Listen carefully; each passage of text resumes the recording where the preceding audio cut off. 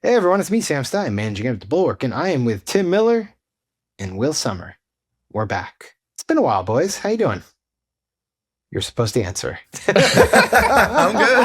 I was letting Will answer. It's the trio. Here's the thing. We're just, we might be a little awkward because we're about to be together, and there's a little tension building. You might even say some sexual tension building as we're thinking about going through TSA. Like Thomas Massie did, seeing one another in San Diego. And people can still get tickets for that right now. Bulwark.com/events. We have a few tickets left for San Diego. The trio live for the first time ever. The inaugural live trio. That is true. They said it wouldn't happen. They said should be illegal, but we're going to pull it off anyway. Outlawed in most states, but obviously not California. All right, so Tim alluded to this. We're going to give you a little teaser about what you can experience in San Diego. This may actually compel you to give up your ticket or sell it on the black market, but we're going to go for it anyway. There's a lot going on about Tom Massie, who's got an election. We're recording this on a Monday. He's got an election on a Tuesday. Not looking particularly great, but it's still up in the air. But a slew of stuff happening from MAGA accounts accusing him of having a voracious sexual appetite in the time period after his wife passed tragically.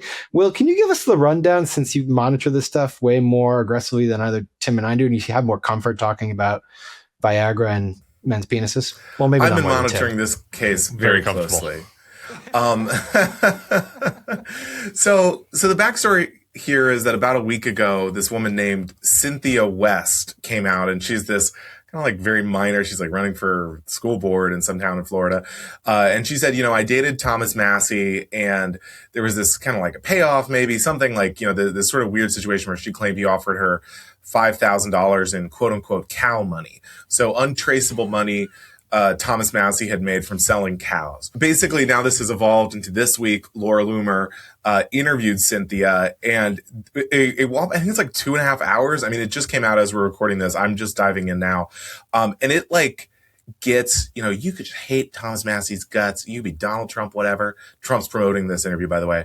But the amount of detail, and Massie has confirmed he dated this woman, so this is real. But the amount of detail we get on their sex lives, nothing criminal, nothing like of a Me Too nature, just like embarrassing, weird, dirty talk stuff. Give us the top 3 highlights so that Tim can riff off them. Sure. So the most important one, I would say, is these text messages have come out that reveal, allegedly, that Thomas Massie refers to his penis as his pine cone, and said things like, I was going through TSA and they brushed up against the pine cone set off like the body scanner. And then the girlfriend says, oh, and you just took Viagra. And he says, oh, brother, So yeah, I was ready to rock, or like you took the pill. So I guess that's the most important takeaway. I mean, a couple thoughts here. I'm just kind of looking at various pine cones. A lot of them aren't really, kind of like the ideal image for your penis. Like if you're trying to compare your penis to something to brag about it, I don't know that the pine cone shape is what you're really going for. It's not the platonic what ideal. What are you going for, Tim? That's not really, like in the gay community, it's just not the platonic ideal. In the non-fruit and vegetable category. Yeah, well, I would like, so I can't do eggplant. What would be another more appropriate one? I don't know, like a miniature baseball bat. I don't know.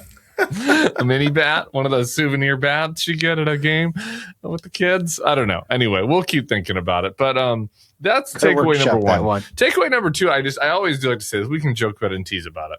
But sex is good. Sex is important. It's how we procreate the species. And we should be encouraging of it. And nobody sounds cool or chill in leaked sex. Nobody. Like, no matter how cool you are, like whether you're like whoever the coolest person is you have in your mind, Kendrick Lamar, Justin Bieber, whatever, you go back in time into history, Wilt Chamberlain. Wilt Chamberlain's sex would have been very cringe and embarrassing.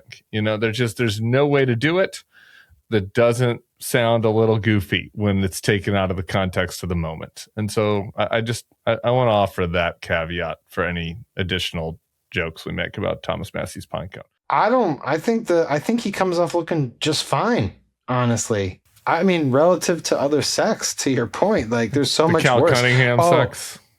He's like, oh, my dick set off the TSA alarm. That sounds pretty cool, honestly. There's sort of a libertarian fantasy to it, right? This idea of like my virility, the agents of the state were shocked by my manhood literally bursting out of my pants.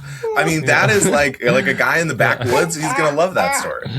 Yeah. This is the stuff an Ayn Rand legend. And it's almost exactly. Who is Thomas Massie? It's almost Massie? feminist Yeah. in a way, I was definitely too. shrugged at that one. You know, because Thomas Massie wants to end the TSA because he doesn't want to expose people to his pine cone schlong. So it's consistent. There's a consistency. Oh my God. Has Massie talked about any of this? Has he addressed this stuff? Oh, he has not. And again, I mean, Donald Trump is promoting this. I mean, this is like now the White House is fully behind this like 2.5 hour, penthouse forum essentially letter. If you've been listening to this show for a while, you already know how much I love Sol's Out of Office THC gummies and their sparkling beverages.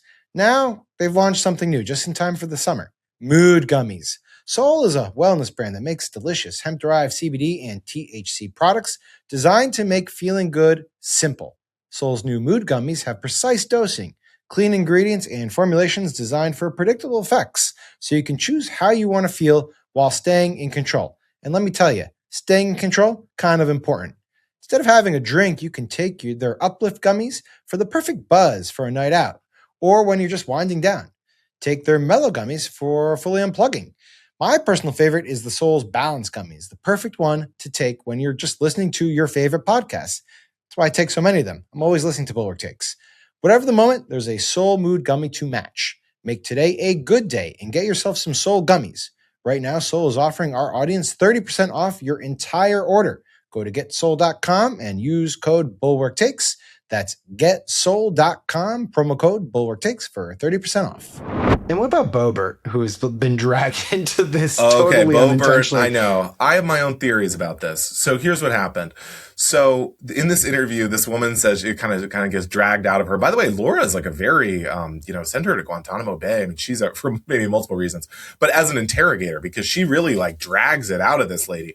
And so she says, he was in a relationship with another woman. And she says, oh, who was it? She goes, it was Lauren Boebert.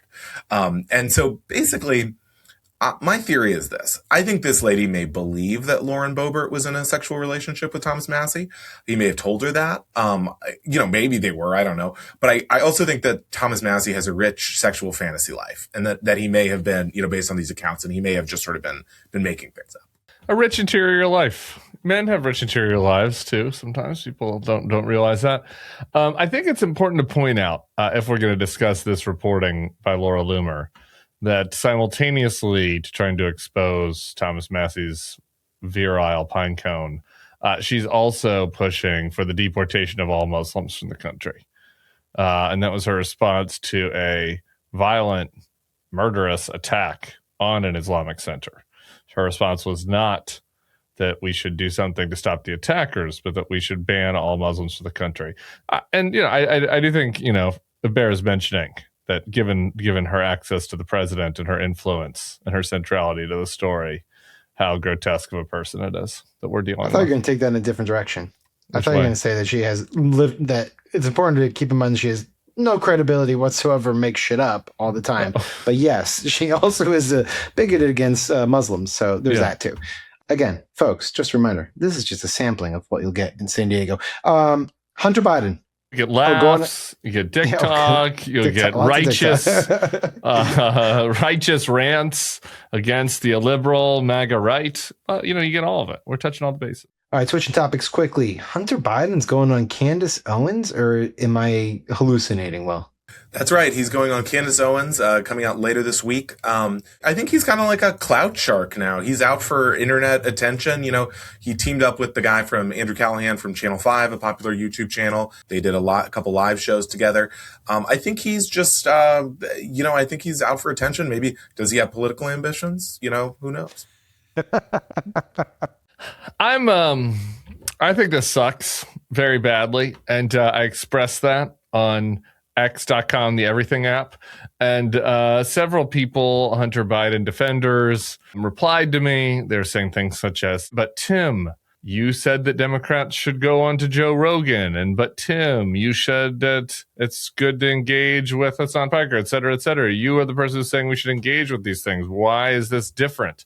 I would like to just address that briefly. Number one, Hunter Biden is not, as far as we know, beside Will's suggestion, like a Democrat running for office that is trying to encourage people to support Democrats. He's a guy doing a lot of past recriminations about the treatment of his family, which is fine, totally okay to do. But I don't think that he's doing this as part of some effort to help the Democratic brand inside the Candace Owens bubble.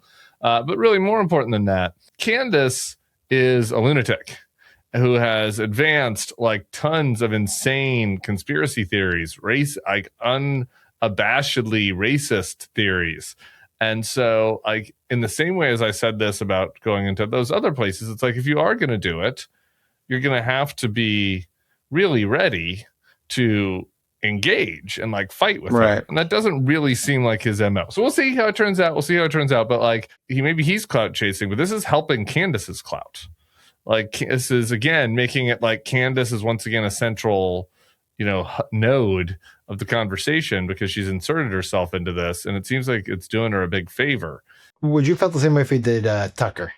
I would have probably felt the same way, and there'd be an interesting little caveat there, which is like Tucker and him were like friends. That's and what so there'd be some level which I would be like a little titillated by wondering if they went into like the college essay recommendation that Hunter asked Tucker for Georgetown or something like that. But like, I think that there is a eye of the beholder on all of this. Like, if if you're gonna play in the junkyard, you're gonna get bit. But I don't. To me, it's like Candace, I just think is beyond the line of acceptability. Yeah, I kind of agree with you on that one. All right, last one. Will, talk about your newsletter tonight. It involves a kind of a MAGA figure from yonder. What's his name? McCluskey? Mark McCluskey. Yeah. Yes, people may... the guy, and then his wife had the little mini baby gun. Yeah. She had like the Beretta, and he had like the kind of AR-15. They lived catty corner from my aunt.